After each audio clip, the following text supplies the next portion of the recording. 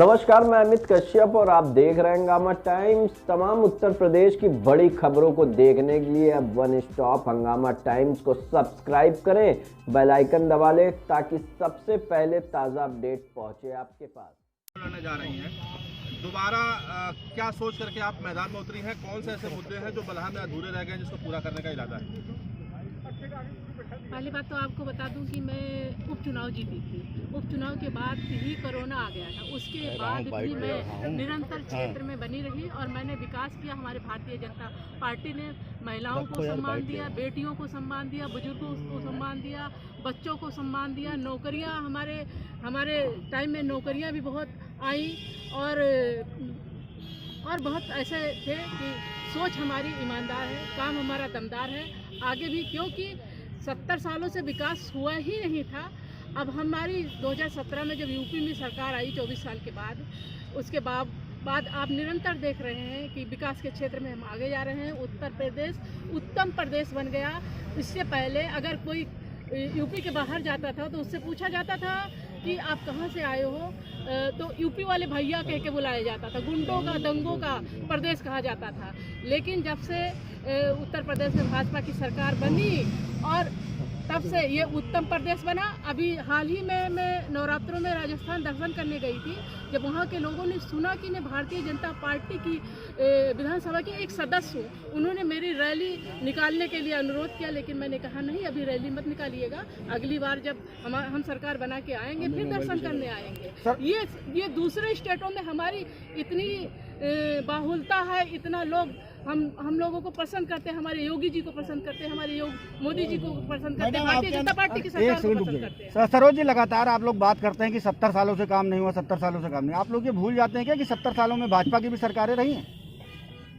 70 सालों में कितने टाइम मिला है आप लोग खुद ही जानते हो कितना टाइम मिला है, क्योंकि विकास के लिए समय चाहिए। अभी हमने 5 सालों में इतना किया है, आगे जो मिलेगा हमें समय। नहीं, पहले जो 70 सालों की बात आप बीच में जो 70 सालों में बीच में हमें थोड़े काल के लिए टाइम मिला। आपको पता है कि थोड़ा काल मिला, ज़्यादा समय नहीं मिला। हम कभी 2 टर्म 3 टर्म नहीं रह पाए, हम कभी 2 साल कभी 3 साल ऐसे करके रह पाए, कभी 4 साल रह पाए। और आप तो जानते हो कि जब नई सरकार बनती है तब उसको समझने के लिए विकास कहाँ से किया जाए टाइम लगता है। और आपने देखा कि कोरोना के बावजूद हमने विकास किया, हमने इतने मेडिकल कॉलेज किया। अगर विधायक बनी डबल इंजन की सरकार में फिर विधायक बनी तो 5 ऐसे महत्वपूर्ण काम क्या है जो आप करेंगी? सोनकर जिंदाबाद, जिंदाबाद, हमारे क्षेत्र के लिए उत्तम होगा, जिससे हमारे क्षेत्र का विकास होगा, हमारे बच्चों को पढ़ाई में सुविधा मिलेगी। हमारे यहाँ रजन जी, आज आपने नामांकन किया है, किन मुद्दों पर चुनाव लड़ने जा रहे हैं? बहराइच शहर की इतनी बड़ी समस्या है। आप ऐसे देख लीजिए, गायें टोटल चर जा रही हैं, सांड चर जा रहे हैं, भैंसें नहीं चर रही हैं। भैंसें कहाँ चली गई? जबकि उनकी कीमत तो 35,000 और 40,000 रुपये है। वो कहाँ गई? वो कट रही हैं। योगी जी की सरकार में वो कट रही हैं। उनकी कीमत 200 रुपये किलो उनका मीट बिकता है। 2 कुंटल की भैंस 20,000 और 40,000 में बिकती, चूँकि भैंसें कट रही हैं, पड़वे कट रहे हैं। तो पहली चीज़ तो ये 2 चीज़, क्या भैंस और उनका जीव है? ये जीव नहीं है, पहली चीज़। और दूसरी जो माफिया राज है, किसी भी विभाग में आप देख लीजिए, कमीशन, सांसद विधायक सब कमीशन। माननीय अनुपमा जी जो यहाँ की विधायक जी, देखिए उनको निकाल दिया गया मंत्री पद से। क्यों निकाल दिया गया? घूस ले। पूरी जनता बहराइच की जानती है। इस चीज को हम लोगों को समाप्त करना है। शिवसेना पार्टी किसी की भी सरकार बने प्रदेश में, वो चाहे मोदी जी बने, चाहे योगी जी बने, चाहे अखिलेश जी बने, चाहे मायावती जी बने, शिवसेना की सरकार अपनी स्वयं की एक सरकार रहेगी। किसी भी सत्ता और शासन के दबाव में हम आने वाले नहीं हैं। बिल्कुल पुलिस प्रशासन, आम जो कर्मचारी हैं जो आम जनमानस को परेशान किया करते हैं, इन सब का हिसाब लिया जाएगा। पाई का हिसाब होगा। इन सब को बिल्कुल राइट टाइम किया जाएगा। यही शिवसेना का लक्ष्य है। उसी लक्ष्य को लेकर मैं मैदान में आया हूँ। नॉमिनेशन कराया है, किस पार्टी से और किन मुद्दों पे आप चुनाव लड़ेंगे? देखिए, मैंने आज नामांकन कराया है कांग्रेस पार्टी से। मुद्दे वही हैं हमारे शिक्षा का मुद्दा है, रोज़गार का मुद्दा है, अपराध का मुद्दा है और जो सेना के प्रति दूसरी पार्टियां अपना श्रेय ले रही हैं वो हमारा मुद्दा है। लोगों को असलियत से वाकिफ़ कराना हमारा मुद्दा है। क्या पार्टियां श्रेय ले रही हैं? पार्टियां श्रेय ये ले रही हैं कि जब से वो पार्टियां आई हैं तो कश्मीर में बदलाव आया है। जैसा कि उनका कहना है कि 2014 के बाद कश्मीर में बदलाव आया है, लेकिन मैं तो कश्मीर में तब था 2000 पहले के समय था, 2014 के पहले था जब यहाँ पर कांग्रेस की सरकार हुआ करती थी सेंट्रल में। तो जो काम उस वक्त होता था वो काम आज भी वहाँ पर हो रहा है। तो ये सब झूठा श्रेय देना है कि जब से हम आए तब से आतंकवादी ज़्यादा मारे गए हैं, ऐसा कुछ नहीं है। अगर आप इतिहास देखिए, अगर आप रिकॉर्ड देखेंगे तो बल्कि सेना की ज़्यादा कैजुअल्टीज़ हुई हैं, जो कि 2014 के पहले अपने आदमियों की कैजुअल्टीज़ बहुत कम थी। शिवम जी, आप चूँकि सेना के मेजर भी रहे हैं और सारी पार्टियां जितने राजनेता चुनाव लड़ रहे हैं, अलग अलग तरीके धर्म और जाति तमाम मुद्दों पर भी चुनाव लड़ा जा रहा है, आपको क्या लगता है धर्म जाति के मुद्दे से जनता इस बार अलग हटेगी?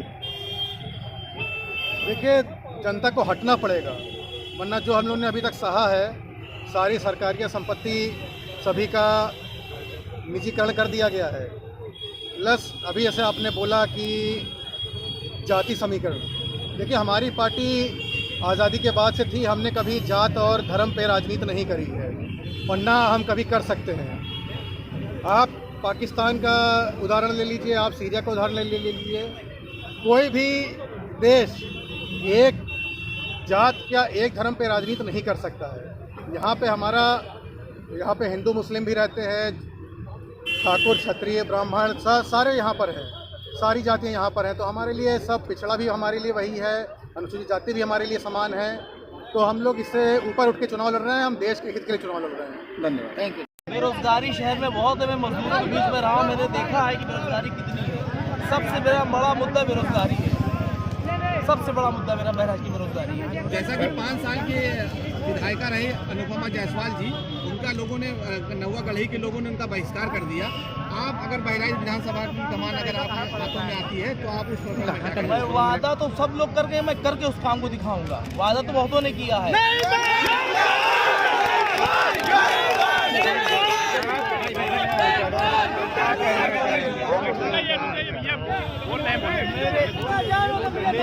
बहराइच की जनता ही मुझे लड़ा रही है, बहराइच की जनता मुझे बुला रही है, स्वागत कर रही है, मुझे लड़ा रही है। मैं उनके लिए हर जगह खड़ा रहूंगा, मोहल्ले जाऊंगी, समस्या सुनाऊंगा, फिर हल करूंगा। आपकी लड़ाई किस पे है? मैं जीत रहा हूँ, मुझे किसी लड़ाई नहीं, मैं जीत रहा हूँ। अगर आप सबसे पहला कार्य क्या करेंगे? ऐसे 5 मुख्य काम बताए जो आप विधायक बनते हैं तो उनको फटाक से कराएंगे। देखिए, बेरोजगारी, मेरे पास नौकरी, मैं खुद सक्षम हूँ। मैं नौकरियाँ सबसे पहले दूँगा। जो लोगों को रोना है, जिन लोगों को मैंने गले लगा के जो लोग रोए हैं, सबसे पहले मैं उनको नौकरियाँ दूंगा। मेरे पास मैं खुद सक्षम हूँ, 200-250 नौकरियाँ मैं खुद ही हमारे परिवार में जो भी हमारा काम करता है उसके वर्कर। इसके अलावा आगे दूसरा क्या है? मेरा शिक्षा के लिए करेंगे। मेडिकल कॉलेज तो बना बहराइच में, मेडिकल कॉलेज बना, लेकिन 20% मैं मांग करूंगा कि बहराइच के लोगों की वहाँ पे नईम जी जीतते हैं तो सबसे पहला कार्य क्या करेंगे? मैंने बताया सबसे बड़ा मेरा मुद्दा बेरोजगार है। आप लोग यहाँ के देखें बेरोजगारी कितनी चरम पे है। 2-2 हज़ार की नौकरियाँ लोग मांग रहे हैं, पढ़े लिखे लोग, सिविल इंजीनियर। लाठियाँ चल रही हैं उनको, पूरी तरह मार हुई है, परेशान है, लोग रोए हैं। 2-2 हज़ार की नौकरियाँ बताई, सिविल इंजीनियर मांग के बहराइच का मांगेगा। बहुत शुक्रिया भाई, बहुत शुक्रिया। आपने वैक्सीनेशन जो कराया है, जनता के लिए आप क्या करना चाहते हैं? हम कैसरगंज की जनता के लिए जो वहाँ का पिछड़ापन है उसे दूर करना चाहते हैं, उनके लिए स्कूल बनाना चाहते हैं, उनके लिए अस्पताल बनाना चाहते हैं। माझा का क्षेत्र हमारा जो सबसे पिछड़ा है, जो बाढ़ की विभीषिका से हर साल उन्हें बाढ़ से निजात दिलाना चाहते हैं। जहाँ पर चकबंदी नहीं हुई उन गाँवों को चकबंदी कराना है। जिन महिलाओं को वृद्धा विधवा पेंशन बंद हुई है उन्हें समाजवादी पेंशन दिलाना है। जिनके आवास अभी तक पक्के नहीं, कच्चे हैं, उन्हें पक्का आवास दिलाना है। जो सड़कें नहीं बनी हैं उन्हें सड़क बनाना है। वहाँ भी कल कारखाने लगा करके लोगों को रोजगार देना है। तो इसलिए वो तमाम सुविधाएं जो कैसरगंज की जनता को नहीं मिली है उन्हें दिलाने का काम करें। आपके खिलाफ लोगों ने सुना है कि कुछ धरना दिया था। भारतीय जनता पार्टी के लोगों ने मेरे खिलाफ धरना दिया है, क्योंकि उनको लग रहा है कि 20 सालों से यहाँ समाजवादी पार्टी इस बार जीतने जा रही है। तो इस डर से भारतीय जनता पार्टी के कार्यकर्ता हमारे खिलाफ वो कोई पुतला फूंक दिया, किसी ने नारा लगा दिया। समाजवादी पार्टी का एक कार्यकर्ता मेरे साथ है, माननीय अखिलेश यादव जी के साथ है, और ये समाजवादी पार्टी भारी अंतर से जीतकर भारतीय जनता पार्टी को हराने का काम। कल गौरव वर्मा जी ने बयान दिया है कि उनके अलावा कैसरगंज में कोई नहीं जीत सकता है। कैसरगंज में गौरव वर्मा को इसलिए नहीं जीतना है कि उनके पिताजी ने इस 5 साल में कैसरगंज के लिए कोई काम नहीं किया, न किसानों के लिए, न गरीबों के लिए। आप बताइए, गौरव वर्मा जी ये बताएंगे कि कुर्मी समाज से आते कितने कुर्मी समाज के लोगों को सरकारी नौकरी मिली, कितने निषाद मल्लाह लोगों को सरकारी नौकरी दिलाए? कुछ नहीं। और मुख्यमंत्री जब वो मंत्री थे तो क्या उनकी ही पुस्त अब कैसरगंज से विधायक बनेगी? क्या दूसरा कुर्मी का बेटा नहीं था? क्या निषाद का बेटा नहीं था? क्या यादव का बेटा नहीं था? क्या प्रजापति का बेटा नहीं था? कोई ब्रह्म ठाकुर का बेटा नहीं था? क्यों? अगर वो उनकी उम्र पूरी हो गई थी तो किसी दूसरे लोगों को ये मौका देना चाहिए था। इसलिए वहाँ की जनता इस बार इन्हें बहुत भारी बहुमत से हरा। इन्होंने अपने बाप के टाइम में क्या क्या काम करे हैं जनता के लिए? इन्होंने बाप के टाइम में खाली वसूली की है, लोगों से रिश्वत ली है, पैसे लेकर के लोगों का काम किया है, लोगों का उत्पीड़न किया है, उसी का जवाब जनता देगी। क्या आप इस बात का चैलेंज दे रहे हैं कि आप ही जीतेंगे? और बिल्कुल मैं नहीं चैलेंज दे रहा हूँ, कैसरगंज की जनता 4 लाख जो मतदाता है वो चैलेंज दे रहे हैं कि इस बार उन्हें बुरी तरह से हरा करके जो उन्होंने कैसरगंज के क्षेत्र के साथ में विश्वासघात किया है, उन्होंने धोखा दिया है, विकास में पीछे किया है, लोगों की गरीबी बढ़ी है, तो इसलिए उसका जवाब कैसरगंज की जनता 27 फरवरी को देने वाली है। देखिएगा, चुनाव लड़ रहे हैं, अभी आपने नामांकन किया है, कौन से ऐसे मुद्दे हैं जिनको आप देख करके चुनाव लड़ रहे हैं और जनता के बीच में आप जाएंगे? भाई साहब, ये एक सवाल ऐसा है कि मुद्दे जब एक हो, दो हो, अब चुप रहो, बोलो ना यार। यहाँ तो ना तो आप बहराइच की कभी रोड को देखिए, जो छोटी बाजार की रोड अभी जल्दी बनी है, देखने बनी भी नहीं है, पूरी खड़बड़ हो रहा है। आप बहराइच के जल निकासी की समस्या को देख लीजिए, जल निकासी पूरा कम से कम पूरा बजट 1-2-3 साल का बजट चाहिए इकट्ठा ही। हम क्या कर पाएंगे? मेरे बाप दादा कोई विधायक नहीं थे, लेकिन मैं ये पूरी कोशिश करूंगा, पूरी जान टेक दूंगा। एक विधायक क्या कर सकता है मुझे ज्ञान नहीं है, लेकिन अगर मैं विधायक बनता हूँ तो पूरे बहराइच की जल निकासी एक बहुत बड़ी समस्या है। प्रथम मेरा इसी पे दिमाग जाएगा। दूसरा, हम अब एक ऐसा घर बनाएंगे जिसमें हमारे विधानसभा कम से कम लोग, हम जिसकी जिम्मेदारी मुझे जनता देने जा रही है या देगी, वो उसके लिए एक ऐसा घर होगा जिसमें कोई भी गरीब आदमी आएगा, वो रोजगार, वो उसका रिक्शा चला रहा है, रात में कहाँ जाएगा लेटेगा, तो वो अपना घर होगा, वो जाएगा वहाँ रहेगा, खाएगा। यह आपके सामने कह रहा हूँ इस बात को वादे के साथ। तीसरा, जितनी भी सेवाएं हैं, स्वास्थ्य सेवाएं हैं, ये तो प्रियंका जी ने ही कहा है कि महिलाओं के लिए अलग स्वास्थ्य सेवाएं में जो गांव पे तमाम वो हैं उनके लिए अलग बनाया जाएगा चैम्बर, उनके लिए मेडिकल महिलाएं डॉक्टर रखी जाएंगी। कर्जा माफी एक बार पुनः करेंगे। हम देश में जो ये हमारे उत्तर प्रदेश में गाय गोरू की समस्या है उसको हम दूर करेंगे। हम 10 लाख रुपए तक फ्री इलाज कराएंगे। हम बिजली बिल हाफ करेंगे। भ्रष्टाचार बहुत रहा है। बहराइच की मेन समस्या क्या लगती है आपको? बहराइच समस्या मेन समस्या ये है कि देश बहराइच जिले वाले जितने भी हमारे वोटर्स हैं वो बड़े भावुक हैं और ये भावनाओं का ये फायदा उठाते हैं जो नेता लोग। ये देश की सबसे बड़ी देश है कि ये हमारे उत्तर प्रदेश की बहुत बड़ी समस्या है। गैस के बारे में क्या कहेंगे? गैस जो का दाम इतना ज्यादा है, अब गैस की समस्या न पूछिए। पहले 400 रुपए में लोगों का गैस बड़ा महंगा था। अब 1000 रुपए गैस तो खुलेगी नहीं, कुछ दिन बाद ऊपर नीचे से नहीं खुलेगी गैस की न बात कीजिए। भ्रष्टाचार पर क्या कहना चाहेंगे आप? भ्रष्टाचार क्या कहना है? ऐसा है न भ्रष्टाचार जरूरत बन गई है आदमी की। लोग भ्रष्टाचारी है नहीं, ये जरूरत है भ्रष्टाचार। लोग कहते हैं भ्रष्टाचार 10,000 रुपए की तनख्वाह में किसी का अटेगा? कौन आदमी है? देश में बड़ी अव्यवस्थाएं हैं। भ्रष्टाचार देखिए, हर व्यक्ति एक आदमी अगर है तो कम से कम 50,000 रुपए महीना मिनिमम एक आदमी की आमदनी होनी चाहिए। रोजगार के लिए क्या करेंगे? रोजगाग के लिए मैं विधायक बनूंगा तो इतना बड़ा विधायक नहीं होता। नहीं तो क्या तनख्वाह कम होने की वजह से जितना हमारे सरकार किन मुद्दों को लेके आप जनता के बीच में जा रहे हो? ऐसी कौन सी समस्या है जो पूर्व सरकार में नहीं हुई? अपने क्षेत्रवासियों की कौन सी समस्या आप जो मुख्य रूप से चुनाव जीतने से तुरंत बात कराई? विधानसभा कैसरगंज में सड़कों की बहुत ज़्यादा कमी है। बहुत से गांव ऐसे हैं जो अभी सड़क मार्ग से नहीं जुड़े हैं, अमर रोड से नहीं जुड़े हैं। हमारी कोशिशों की अगर हम जीतते हैं, जनता हमको आशीर्वाद देती है, तो हम ज़्यादा से ज़्यादा सड़कों का जाल बिछाने का काम करेंगे। शिक्षा की बहुत ही कमी है। शिक्षा हमारे क्षेत्र में मुश्किल से 2-3 इंटर कॉलेज हैं, 2 डिग्री कॉलेज हैं। इसके लिए हम भरपूर प्रयास करेंगे। अगर जनता ने मुझे आशीर्वाद दिया कि शिक्षा के क्षेत्र में अधिक से अधिक काम किया जाए,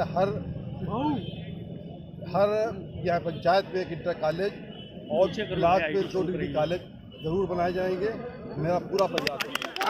दिया जाएगा वो हुआ। दूसरा, हमारे जितने बेरोजगार बच्चे घूम रहे हैं उनके लिए मुझे कुछ ना कुछ करना है, चाहे जैसे भी कोई व्यवस्था।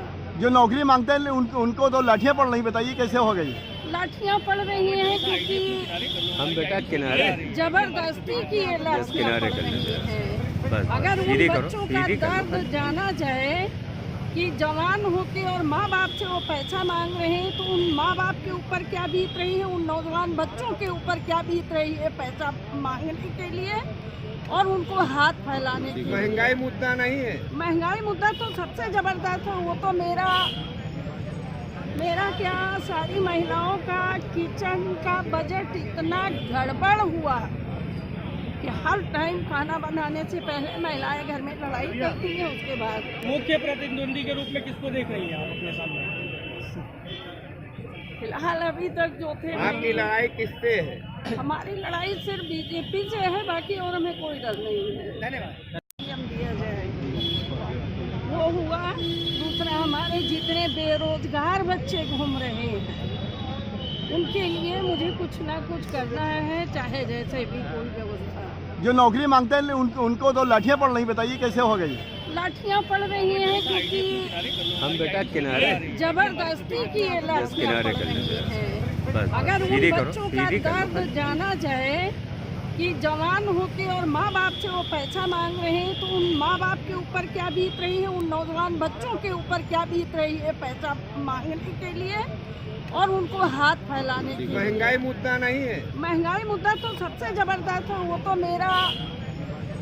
मेरा क्या, सारी महिलाओं का किचन का बजट इतना गड़बड़ हुआ कि हर टाइम खाना बनाने से पहले महिलाएं घर में लड़ाई करती हैं। उसके बाद मुख्य प्रतिद्वंदी के रूप में किसको देख रही हैं आप अपने सामने?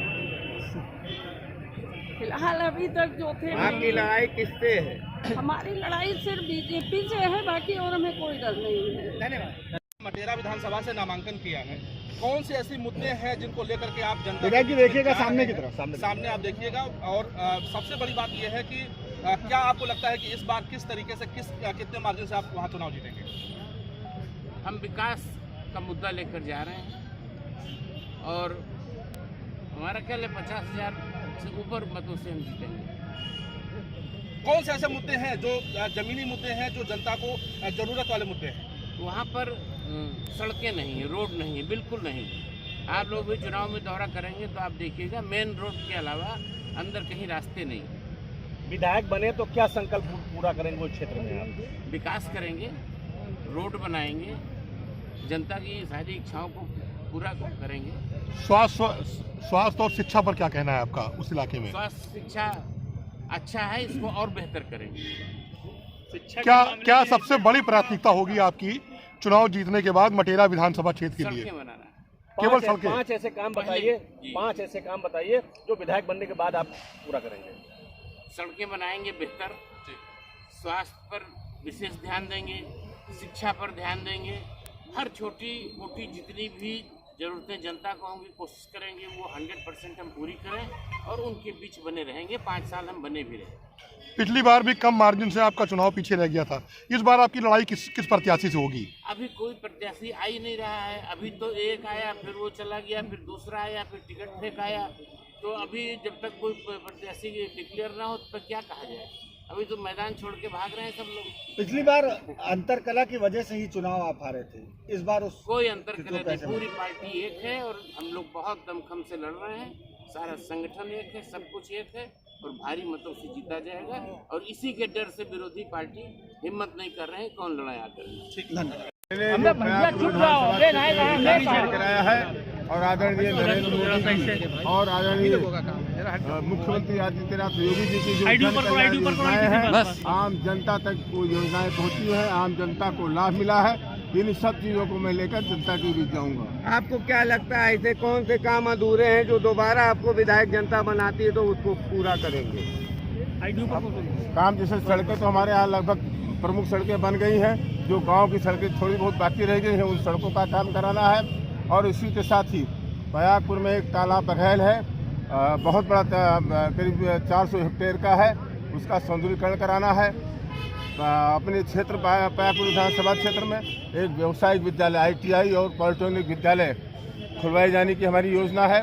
और इसी के साथ ही और भी जो तमाम काम है उन कार्यों को पूरा कराना है। एक महाविद्यालय लड़कियों के लिए भी अलग से वहाँ खुलवाए जाने की योजना है। अपने मतदाताओं को क्या संदेश देना चाहेंगे आप?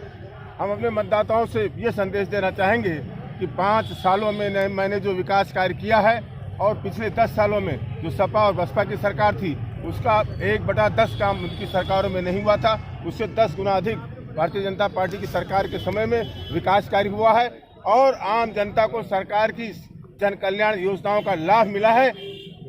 विधायक जी मुख्य प्रतिद्वंदी के रूप में किसको देखते हैं? मुख्य प्रतिद्वंदी अब सपा के हो सकते हैं।